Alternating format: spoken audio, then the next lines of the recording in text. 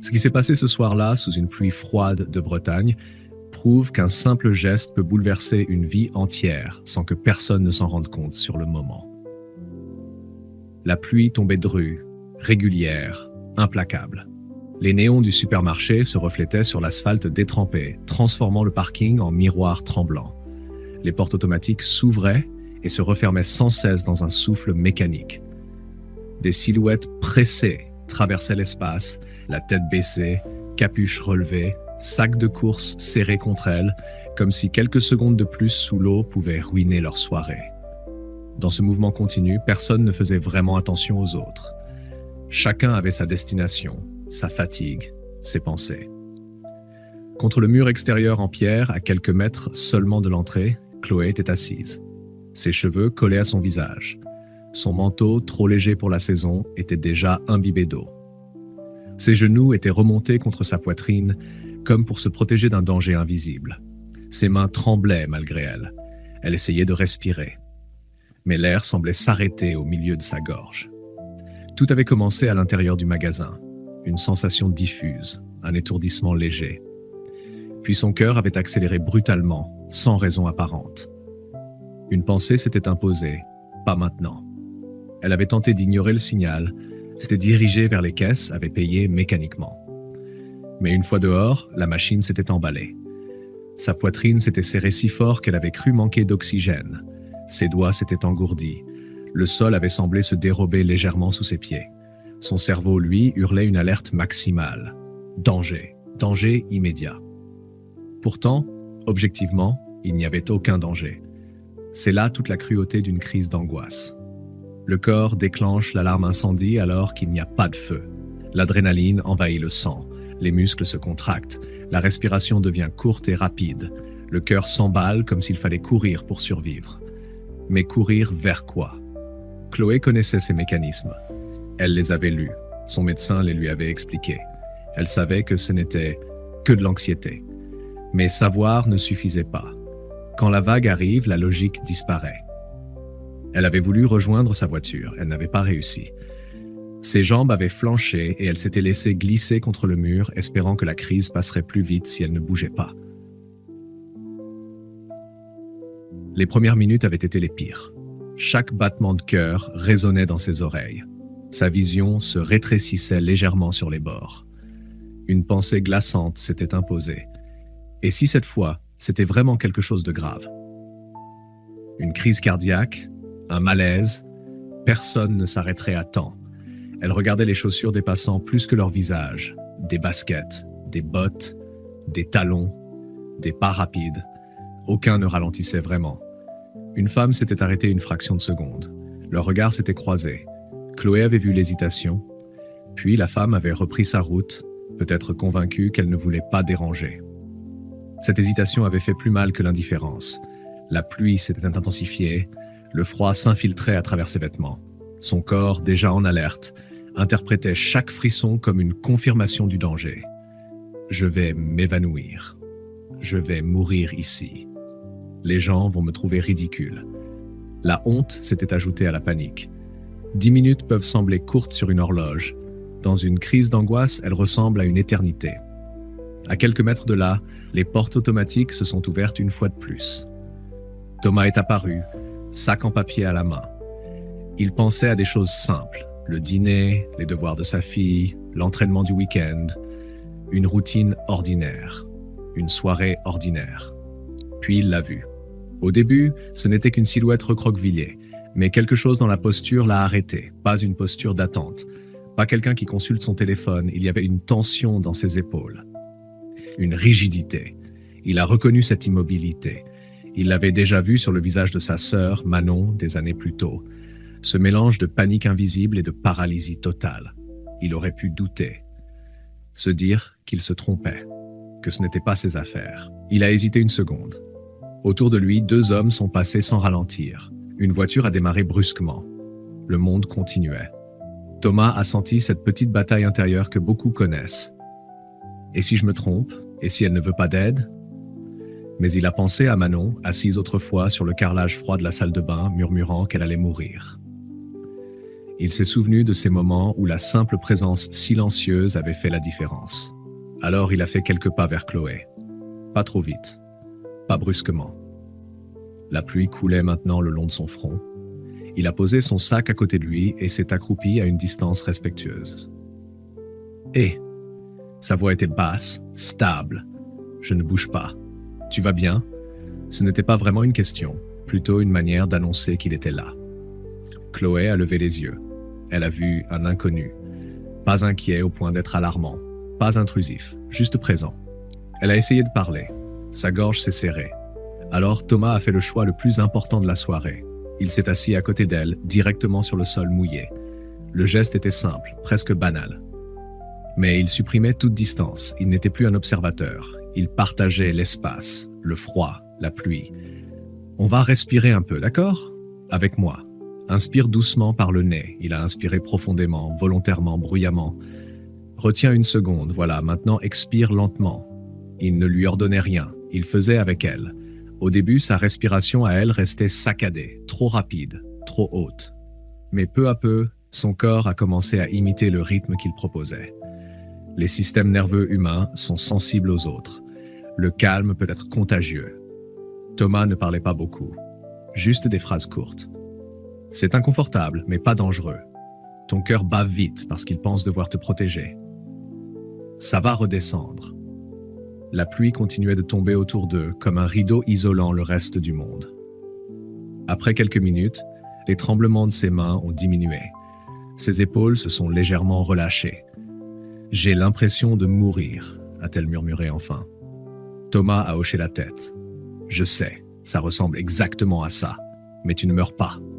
Ton cerveau est juste très dramatique ce soir. » Un souffle, presque un rire, a traversé les lèvres de Chloé. Et à cet instant précis, quelque chose a changé. La peur n'avait pas disparu. Mais elle n'était plus seule à l'intérieur. Il y avait aussi cette présence stable à côté d'elle, sous la pluie. Et parfois, c'est tout ce qu'il faut pour que la vague commence à se retirer. Le rire fragile de Chloé s'est dissipé dans le bruit de la pluie, mais il avait laissé derrière lui quelque chose d'essentiel. Une fissure dans la panique. À partir de là, tout n'a pas changé d'un coup. La crise ne disparaît pas comme on éteint une lumière. Elle recule lentement, centimètre par centimètre. Thomas est resté assis à côté d'elle. Il ne regardait pas sa montre, il ne soupirait pas. Il ne montrait aucun signe d'impatience, son calme n'était pas forcé. Il était stable, ancré.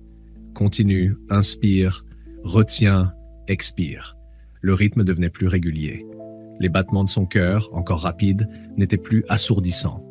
Ses doigts répondaient de nouveau quand elle essayait de les bouger. Autour d'eux, la vie continuait. Une voiture s'est arrêtée plus loin. Un chariot a claqué contre un trottoir. Quelqu'un a ri en courant vers l'entrée. Le monde n'avait pas basculé. Il n'y avait pas d'ambulance. Pas de catastrophe. Seulement une jeune femme en train de traverser une tempête intérieure et un homme assis à côté d'elle. Après quelques minutes supplémentaires, Chloé a pu redresser légèrement le dos. Elle a passé une main sur son visage trempé, mélange de pluie et de larmes. « Désolé », a-t-elle murmuré. Thomas a secoué la tête. « Tu n'as pas à t'excuser. » Cette phrase simple et directe a frappé plus fort qu'elle ne l'aurait cru.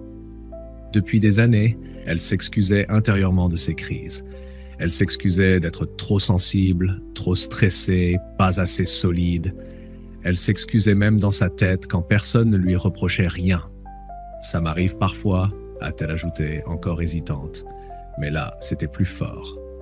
Thomas a hoché la tête, sans dramatiser. Les crises d'angoisse, ça peut surprendre, même quand on croit savoir les gérer. Le corps va plus vite que la raison. Il parlait avec l'expérience de quelqu'un qui avait observé, écouté, accompagné. Il ne donnait pas de leçons. Il partageait un savoir vécu. Il lui a expliqué brièvement ce qu'il avait appris auprès de sa sœur, que le cœur qui s'emballe n'est pas un signe de mort imminente, mais un excès d'adrénaline, que l'hyperventilation donne des vertiges parce que le taux de dioxyde de carbone baisse, que la sensation d'étouffement vient souvent d'une respiration trop rapide, pas d'un manque d'air. Le corps croit qu'il doit te sauver, alors il appuie sur tous les boutons d'urgence en même temps. Il n'utilisait pas de mots compliqués. Il rendait l'invisible compréhensible. Peu à peu, la respiration de Chloé est devenue presque normale. Ses épaules se sont relâchées. Le froid s'est fait plus présent maintenant que l'adrénaline retombait. Thomas s'est levé en premier et lui a tendu la main. Elle l'a saisi, cette fois sans trembler. Debout, ils avaient l'air de deux inconnus comme les autres. Personne autour d'eux n'aurait pu deviner ce qui venait de se passer. « Pourquoi tu t'es vraiment arrêté ?» a-t-elle demandé encore, comme si elle cherchait une raison plus profonde. Il a réfléchi une seconde. « Parce que je sais ce que ça fait quand personne ne s'arrête. » Il lui a parlé de Manon. Des années où les crises surgissaient sans prévenir. Des sorties écourtées. Des anniversaires interrompus. Des trajets en voiture arrêtés sur le bas-côté. Au début, je faisais tout mal. Je disais « calme-toi ». Je paniquais à sa place. Et ça empirait tout. Puis j'ai compris que le plus important, ce n'est pas de contrôler la crise, c'est d'être là pendant qu'elle passe. Il a marqué une pause. Les gens ne partent pas parce qu'ils sont mauvais, ils partent parce qu'ils ont peur de mal faire. Cette phrase est restée suspendue entre eux. Chloé a pensé aux silhouettes qui avaient défilé devant elle. Peut-être qu'aucune n'était indifférente. Peut-être qu'elles étaient simplement démunies. Ils ont échangé leurs numéros, sans ambiguïté, sans promesse particulière, juste au cas où. Cette nuit-là, en rentrant chez elle, Chloé ne s'est pas sentie fière. Elle ne s'est pas sentie forte, mais elle ne s'est pas sentie honteuse non plus. Et c'était nouveau. Une semaine plus tard, elle a envoyé un message à Thomas. Elle avait pris rendez-vous avec son médecin. Elle avait accepté de revoir son traitement. Elle avait commencé à chercher un psychologue spécialisé dans les troubles anxieux. Elle n'allait pas mieux au sens spectaculaire du terme. Mais quelque chose avait bougé. Elle ne voulait plus traverser ces moments seule. Thomas lui a répondu simplement « Je suis content que tu prennes soin de toi. Dis ça à ma sœur aussi. Elle a besoin d'entendre que rester aide vraiment. » Chloé a compris alors que l'aide circule dans les deux sens, que même ceux qui soutiennent les autres portent leur propre fatigue invisible. Les mois ont passé. La thérapie n'a pas effacé l'anxiété. Elle ne disparaît pas toujours. Mais Chloé a appris à reconnaître les signaux plus tôt, à ralentir sa respiration avant que la vague ne devienne tsunami, à prévenir un proche au lieu de s'isoler. Et surtout, elle a changé de regard sur elle-même. Ce parking n'est plus dans sa mémoire comme l'endroit où elle s'est effondrée, c'est l'endroit où quelqu'un a choisi de rester.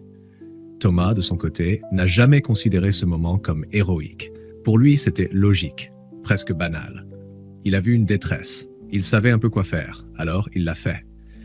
Et pourtant, ce geste apparemment ordinaire a eu un impact immense. Parce que la gentillesse agit souvent en silence. Celui qui la donne ne mesure pas toujours la portée de son acte, mais celui qui la reçoit, lui, s'en souvient longtemps.